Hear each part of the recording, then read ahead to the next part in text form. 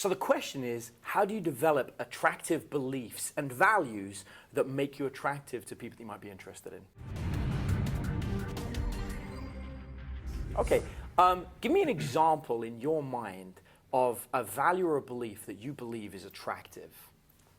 I believe, that's a good question. I believe in the place I came from. I guess I will always love it no matter where I move from somewhere else. Like, let's say, where I grew up, I guess.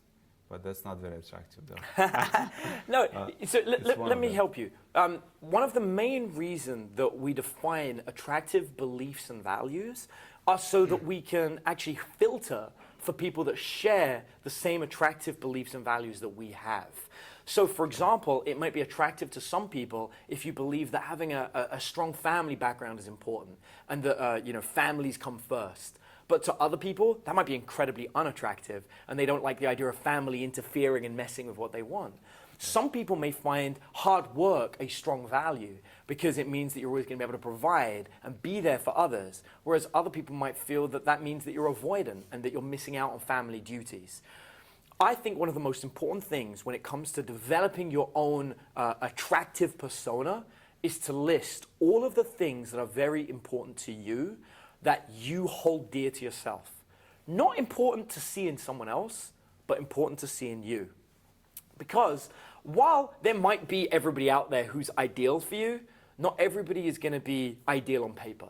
You might find people that are missing 3 of the values that you think are really important. And likewise, they might find that 3 things that you think important, they don't really care about. Yeah. But what it is important to actually know are the negative values that are unacceptable. And if the focus isn't on what values do I need to develop, but instead, what values must I get rid of to make me attractive, you're actually going to be in a better place. Because while certain people might want certain qualities, there are universal qualities that are really bad. And so if you can get rid of the bad beliefs, then your success rate is going to go significantly higher. And also, you want to know what I call your hell no's. You want a list of things where you know for a fact that if somebody has these values or these beliefs, you won't date them. And this is something that if that's what they do, then you're just out of there, right? So I'll share one of mine. I'll give you one of mine. One of mine is I don't do ultimatums. If somebody says to me, it's this or nothing, I'm out of the relationship. Because I like discussing things. I like finding compromises. I like testing the waters and trying new things. And if somebody says to me very clearly, if we do this thing, or if this thing happens, I'm out, any form, whatever that is, I'm not interested in that relationship. Because I want to have someone that I can have great, meaningful debates with. I want someone that I can explore new things, who's open to the idea that in the future, we may evolve and change and become different people, and that's okay. So that's one of my hell no's. And so I find for you specifically, rather than thinking about what can you do to have values that make you more attractive, think, what are qualities that you do not want to see in somebody else? This also mentally shifts things from you feeling like you're the problem, that you're the weakness, that you're missing out on a value that makes you attractive. Instead, it gets you thinking about the other people, about quality. What do you want? What do you deserve? What's the kind of thing that's going to make somebody want to be with you because you're picking and choosing? But there are negative values that you cannot have. So these are the things that you've absolutely got to get rid of. One of them, I don't think it's a problem, but it's bad hygiene. If you're someone with bad hygiene, that's just got to go. You can't be, you don't have a success rate that's incredibly high if you have bad hygiene. But there are other factors. Are you aggressive? Aggression is a sign often that will kill a relationship one way or the other. Another thing that works is, or that doesn't work very well, is strong political views that are opposite from the person that you want to be in a relationship with. Now, I'm not saying you can't get into a relationship with somebody if you have differing political views, but I am saying that your success rate is going to significantly diminish. So if you do have strong political views, it often just makes sense to find people that have similar views. If you don't, then use that as a sign that maybe this isn't something that you want to be in. Another one that's really bad is a bad sense of humor. I once had a student that would get very angry or upset if someone made fun of them or if there was a riddle that they couldn't get the solution to. And I remember we were in a bar in Vegas with one of my students, and this woman, she made a joke at the guy's expense. He couldn't solve it, and the joke was so silly. It was like a really dumb riddle, but he couldn't work it out. And when he failed to work it out, he got so angry. And the woman was just totally out of it. She was like, okay, you obviously can't have fun. I don't want anything to do with this. So you really need to make sure that that you have good humor and that you know that works. Now, so I would argue that they're mostly the bad values. If we can throw all those ones aside, and if you can remove all that and be a light-hearted person, then there's a few others that I wouldn't say are bad, but are things that you may want to develop that are just generally good. Mm-hmm. So these are qualities that everybody kind of says that they want. So they want somebody that's fun, that's willing to try new things. They want somebody that is largely positive, somebody who is their rock, so that when things fall apart, that person stands there with them and doesn't just collapse and start crying at the same time. Yeah. Right? They want somebody that gives them space, but at the same time is available and there when they need to. Somebody that is willing to listen, somebody that's also willing to share.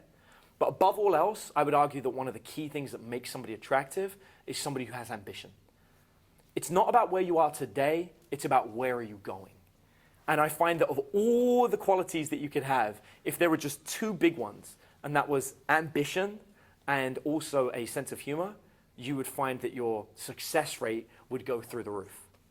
Now, these are what I would call like the universal values and beliefs that you want to have, and all the other ones just help you identify who you want to be with. However, when it comes to attraction and being more attractive, there are actually three qualities that I believe someone should develop. Now, these aren't values or beliefs, but these are three skill sets that you should have. And if you listen to everything else that I've said today, and you get rid of all the things that would ruin your chances, and you develop the values that most people say they want, and then you use some personal values of your own to help you identify and clarify what you want, you still may be a little bit more attractive, but you're not necessarily going to get what you want when it comes down to your dating life. To get what you want in your dating life, three skill sets are needed. And that's abundance, confidence, and the ability to escalate. You need all three. I don't care if you're young, old, guy, girl, straight, gay, it doesn't matter. You have to have those three things. So let me go through them with you. Abundance is the idea that you've got lots of options of people to date.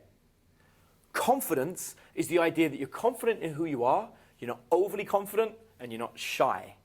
And lastly, the ability to escalate. You're comfortable taking things sexual and moving things to the next level. Now, if you have all three of these things, you will always be attractive. But let's talk about what happened if maybe you only had two of them, right? Because this is something that often you'll see that people have. Let's say, for example, you've got abundance and confidence. In this situation, you're somebody that has a lot of options, and you're very confident and outgoing. But you don't have the ability to take things in a sexual way. In these situations, you tend to be known as the good friend. You're hanging out, they like hanging out with you, you've got a lot of friends, but it never turns into a relationship because you've just got abundance and confidence. What if you had confidence and the ability to escalate? In these situations, you're kind of a lone wolf. This is somebody who's single, goes out on their own, meets somebody, makes a move, tries to take them away from their friends. Maybe they'll have a sexual encounter, but they can't maintain the relationship, and a couple of weeks later, they're back out on the prowl again, looking for somebody new, right? Mm-hmm. This is where you see the serial seducers, people like that's all they're after, because they don't develop the abundance kind of element where they've got a lot of friends. Lastly, we've got somebody who's got abundance and the ability to escalate. In this situation, you've got somebody who's got a lot of friends, and they know how to take things sexual. But they've got no confidence. They never get the ones that they want. They always end up dating the person they're not ideal for them, but they don't want to make a move on the one that they truly want. When you have all three of these qualities, you've got abundance, confidence, and the ability to escalate, you now have the three key skill sets that can help anybody be more attractive, providing that you map out these values. Now, actually, this is like a core part of my training. I have an entire training program we call the ACE formula, where we take people through exactly how to do that. But if you were going to develop something, I wouldn't worry so much about what your internal values are. Instead, I would know what they are for you and use that as a criteria for who you're going to date in the future. But instead, focus on removing the bad ones and developing these skill sets. Because with those three skill sets, you're going to find abundance gives you a lot of options. You're going to know a lot of people that you're friends with. So you're going to find out when they're single or when they're not single and when it's okay to make a move, right? You're going to have confidence, which is going to let you know that it's absolutely okay for you to make a move, to stand out in the crowd and to be the more attractive person in your friend group. And lastly, with the escalation, you're going to know how to take things sexual in a way that the other person's comfortable with and they're willing to do it for you too. So let me ask you something. When it comes down to values, was there something specific that you had in mind that you wanted to know about? Like, was there a value that you felt was unattractive or that you should develop? I think confidence was one of them. Yeah, and then the friend zone, kind of you touched about it too. Always being the good catch for somebody for one day, but actually never happening in the present. I think that's kind of related, confidence and abundance and escalation. So. Yeah, these are the key elements that people tend to want. And I often find that when somebody's asking questions like, what beliefs do I have to make myself more attractive, they're usually asking the wrong question. Because it's usually what are the skill sets I need to develop that will make me a more attractive persona. Because I suspect, you come across like a great guy, I suspect that your values are probably pretty in line. I'm guessing they're not going out there and hurting people, doing anything terrible, right? Right, so you're a what they call a nice guy. The problem is you just aren't sure on these other elements. So confidence is a key one. I find people get confidence wrong all the time because people will get overconfident or underconfident. People that are underconfident are never showing their true self to anyone, and people that are overconfident are never showing their true self to somebody either. I define overconfidence as I am always going to succeed, and underconfidence as I am never going to succeed. Confidence is I'm going to try my best, and historically I've done really well, so let's see what happens. Now, when it comes to trying to achieve a task, maybe overconfidence is a better way to go about it. But when it comes to being attractive, nothing works better than just being very realistic about your confidence levels and exactly where you should be. So ultimately, in summary, when it comes to values, know what your values are for you and you stick by those. And if somebody doesn't fit to your values, then that's a sign that you don't want to be with that person. But if you want to become more attractive, it's not about your values. That's about developing abundance, confidence, and the ability to escalate. Wow. Cool. Awesome. Thanks, man.